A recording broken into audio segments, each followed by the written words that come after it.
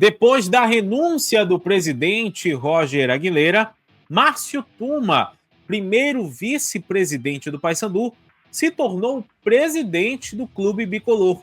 E ele fez um pronunciamento, conversou com a imprensa ontem lá no estádio da Curuzu, e a gente vai separar aqui alguns dos pontos principais que foram debatidos por ele e também por todos ali que estavam presentes na sala de entrevistas. Ele que disse, inclusive, que o balanço financeiro, né, do Paysandu no último mês de outubro, que é o último que agora tem vigente dentro do portal da transparência do Paysandu, foi divulgado e, olha, os números preocupam. A gente vai falar sobre isso tudo agora para você aqui no canal RS Live Esportes, mas antes eu peço aquele seu apoio de sempre, né? Que você se inscreva no canal, deixe o like no vídeo, ative o sino das notificações e não perca os nossos conteúdos, porque isso ajuda a gente a crescer cada vez mais aqui no YouTube. A gente quer muito contar sempre com o teu apoio para a gente fazer sempre os melhores conteúdos para você. Bom, vamos lá então, gente. Vamos falar sobre Márcio Tuma. Márcio Tuma era o primeiro vice-presidente do Paysandu, estava ali ao lado de Roger Aguilera. O Roger Aguilera ontem renunciou ao cargo de presidente do Paysandu e deixou o caminho livre para Márcio Tuma, que assumiu e vai ser o presidente do Paysandu até o final deste ano de 2026. Lembrando que ele também pode se candidatar para as eleições do Paysandu que estarão acontecendo no final do ano de 2026. E ele falou, né? Ele falou as suas primeiras palavras logo como presidente do Paysandu, falando sobre seus feitos, né, dentro do clube, falando sobre algumas realizações que ele teve enquanto esteve em outras funções, né, de cargo de diretoria dentro do Paysandu Esporte Clube. Vamos acompanhar. O que nos traz aqui não é um momento positivo, a gente sabe disso. Mas a gente tem que ter a fibra necessária, a força, a coragem para enfrentar os desafios. É assim que é o Paysandu e é assim que eu também procuro ser. Para que vocês possam conhecer um pouco mais de quem é o Márcio Tuma, que eu acredito que a maioria da nação bicolor conhece apenas superficialmente, eu vou contar um breve histórico da minha relação com o Paysandu. Eu já nasci Paysandu por influência do meu pai. Pude acompanhar das arquibancadas, assim como muitos que nos assistem aqui, várias conquistas do nosso time. O Mangueirão Bandola de 91, a Copa dos Campeões, a Série B nessa Curuzu lotada. Participei e torci. E assim como vocês, fui sempre um entusiasta dessa paixão que nos move pelo Paysandu. Em 2006, eu procurei fazer mais. Achei que poderia contribuir com o Paysandu. Me associei ao clube e em 2010 fui convidado a compor o Conselho Deliberativo na condição de conselheiro. Fui conselheiro nos anos de 2011 e 2012. Nesse período fiz oposição ao então presidente, à então diretoria. Vendo uma ata escrita à mão pelo saudoso Guilherme Tadeu, Torida, lembra? Com certeza dele, escrevia à mão as atas do nosso Conselho Deliberativo. Eu vi que na época eu solicitava, e tem esse registro, que o Paysandu contratasse de uma forma perene um advogado para o clube e um contador. Por que eu estou falando isso? Porque desde o princípio, desde que eu comecei no Paysandu, eu comecei para que a gente pudesse colaborar de uma forma ética, exigindo profissionalismo, exigindo uma gestão responsável, exigindo probidade.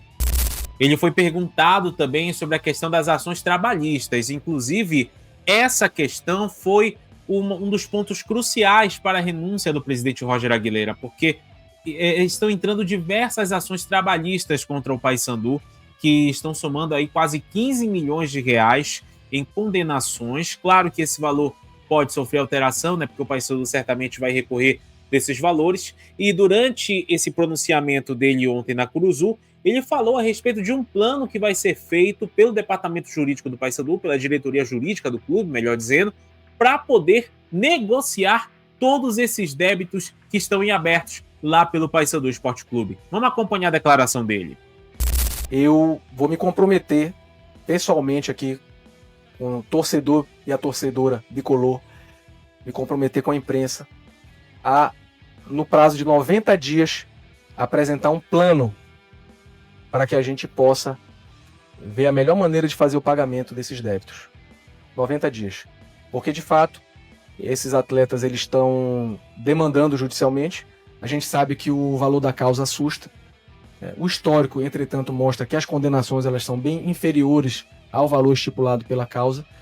Agora, até por se fazer parte do setor jurídico, é algo que me afeta diretamente, né? Algo que eu me incomodo profundamente de ter essas reclamações. E eu posso assegurar que o problema não é jurídico. Se eu faço um contrato contigo, por mais simples que seja, e eu não cumpri, não paguei, você pode me demandar. O problema não está na redação do contrato. O problema é financeiro.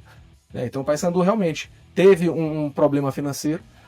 Em 2025, a gente pagou débitos anteriores também, que acontece, essa é a lógica do futebol. Isso não acontece, como falei, não é um privilégio do Paysandu. Só que se chegou a uma situação em que esse dinheiro ele foi esgotando, a gente conseguiu ainda manter no primeiro semestre esses pagamentos razoavelmente em dia, mas nesse final, com a perda do desempenho esportivo e com a queda de receitas, queda de receita de bilheteria, queda de receita de vendas nas lojas, queda na adesão dos sócios, realmente isso não foi possível manter.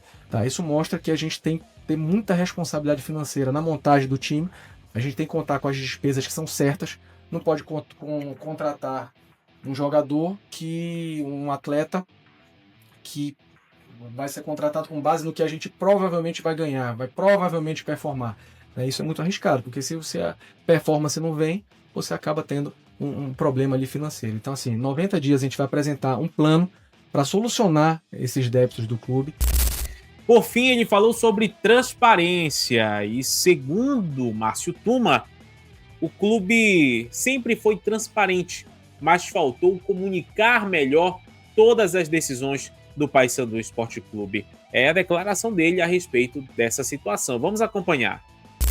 Eu até te diria que em 2025 não faltou transparência, faltou comunicação, certo? Porque em matéria dos balancetes, a gente dependia dos saldos que eram do ano anterior e por isso esses balancetes que estavam prontos não foram divulgados antes.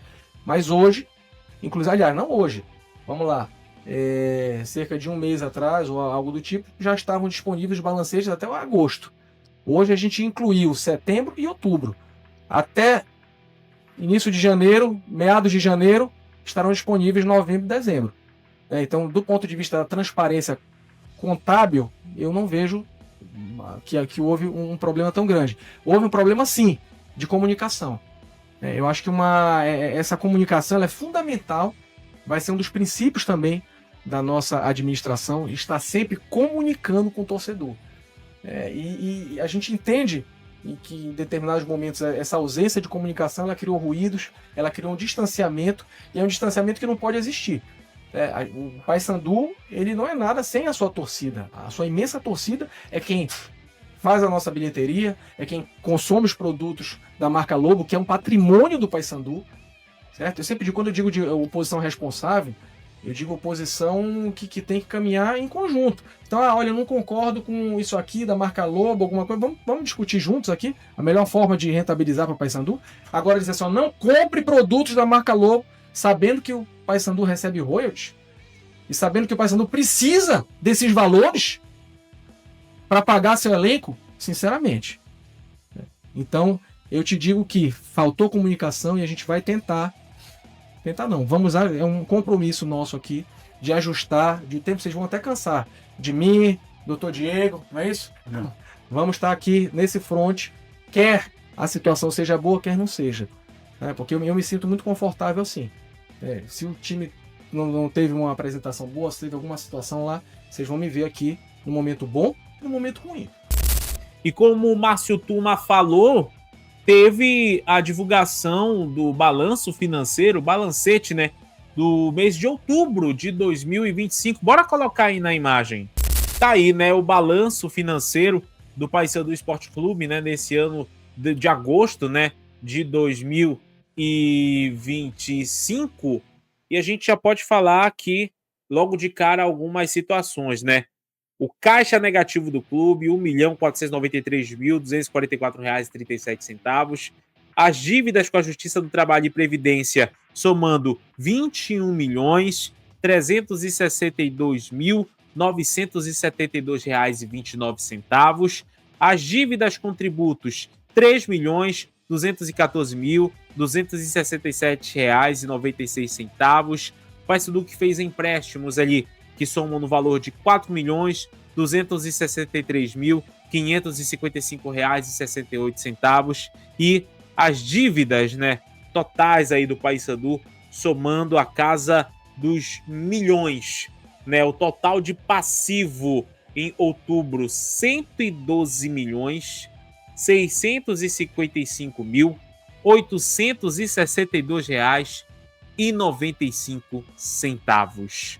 É isso. Esse é o total do passivo do Paysandu Esporte Clube que está vigente aí dentro do clube bicolor, né? Realmente um valor alto, muito alto, que o Paysandu vai ter que fazer aí, talvez, malabarismos para tentar resolver essa questão e não ficar com esse montante ainda maior. Bota a imagem aqui para mim. É claro que a gente nunca vai desejar o insucesso. A gente deseja sorte e sucesso ao Márcio Tuma, que ele possa fazer com que o Paysandu volte novamente no caminho certo, no caminho correto, e que o clube possa se unir. Acho que nesse momento agora, o importante dentro do Paysandu é a união. O Paysandu vai viver dias difíceis, dias tenebrosos, mas com o torcedor do lado, com as pessoas ajudando o Paysandu, certamente o Paysandu vai conseguir se reerguer e voltar novamente a ser essa potência do futebol aqui do norte do Brasil. Agora, claro, é todo um processo. São degraus e degraus de uma escada bem longa que o Lobo vai precisar subir. E não será fácil. Por isso que o torcedor vai ser fundamental nesse momento para poder reestruturar o Paysandu Esporte Clube. E cabe à diretoria a dar essas condições para que o torcedor consiga ajudar, consiga colaborar. Claro que isso não vai ser do dia para a noite. O torcedor está chateado, está pé da vida, ele precisa ser conquistado novamente. E nada melhor do que atitudes. Atitudes para chamar o torcedor novamente para perto e fazer com que ele conduza o Paysandu de volta para pelo menos a Série B do Campeonato Brasileiro, de onde o clube jamais deveria ter saído. Vamos aguardar para saber se de fato vai ser uma boa gestão, se vai ser tudo certo, se vai estar tudo tranquilo. E a gente, claro, vai estar apoiando quando tiver que apoiar, mas também nós vamos criticar quando tem que criticar, porque aqui a gente pratica jornalismo e assim é que a gente vai fazendo aqui o nosso trabalho.